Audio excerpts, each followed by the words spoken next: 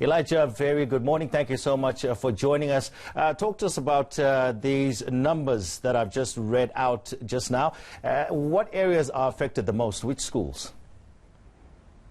Good morning, Tony. We are talking about schools that are mainly in the Eastern Cape, Western Cape, and Gauteng. Those are the three provinces with the largest numbers. But the challenges are there in all provinces. Every province has reported a number. If you look at our statistics, they're indicating that schools in provinces, all 9 provinces have recorded cases. Some have had to close and others have since reopened after disinfection was conducted. Now, I know you're urging all the schools to follow certain health protocols, and the next question has to be, do we know if these kids and the teachers and so forth are actually getting infected at the schools, or is this a community problem? Well, it's a combination of all of those things that you're mentioning, because the coronavirus is everywhere. So we all need to take the greatest care to protect ourselves and protect other people. So it doesn't really matter whether it was a school or it was a community. What we need to work towards, all of us, is to stop its spread. In school, we have these rigorous screening exercises that happen every morning when learners and teachers come to school. And that's where we get to pick up if people have the virus or are showing symptoms.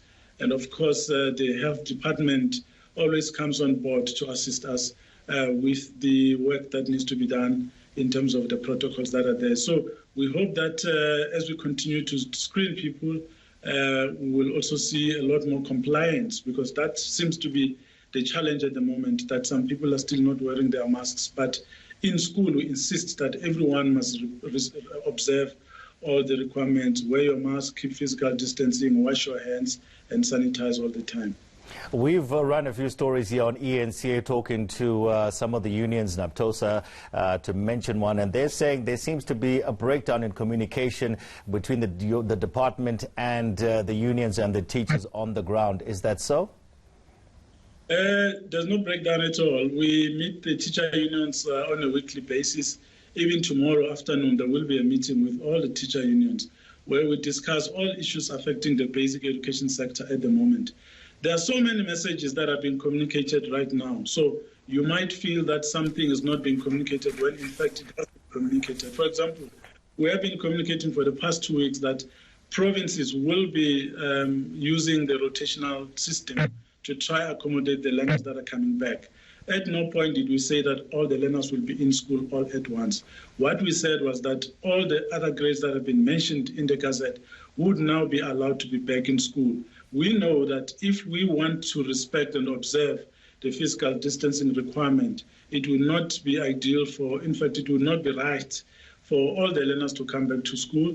We know that we have said the schools should work at 50% of its capacity. So we are not saying that all the learners in all the grades must be in school all at once. No, because there's no space for that. The schools that we visited, some of them are saying they used to have 2 grade 7 classes. Due to the social distancing requirement, now they have 6 classes, which shows that there's a lot of space that is now required to accommodate all the learners. So what we expect to happen is that schools will bring different grades in different days to try to accommodate them and keep their numbers manageable at all times. Okay, so we are still going ahead with the phase 2, which is on the 6th of July. The grades are 1, 2, 3, 6, 10 expected back at school. You're talking about the spacing issues that you're talking about. Surely we, if we're going to carry on using those spacing issues, we're going to run out of space in terms of schools. What do we do after that? Yeah, you're absolutely right. We are going to run out of space. In fact, we are seeing the second phase as a major challenge that we are going to have to face.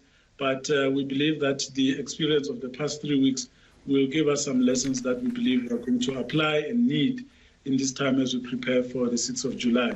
So there will be meetings. In fact, meetings continue to plan and look at different scenarios that we can apply to try and manage the situation. It's a very difficult situation. Even in the sector, we feel we don't have all the answers. That's why we're taking input from everyone. Any person who has a suggestion to make, we welcome it on how we should proceed. because we believe that education is everyone's responsibility. That's why we expect people to come on board and assist us with suggestions. Okay, thank you so much, Elijah Mhlanga, there, spokesperson for the Basic Education Department.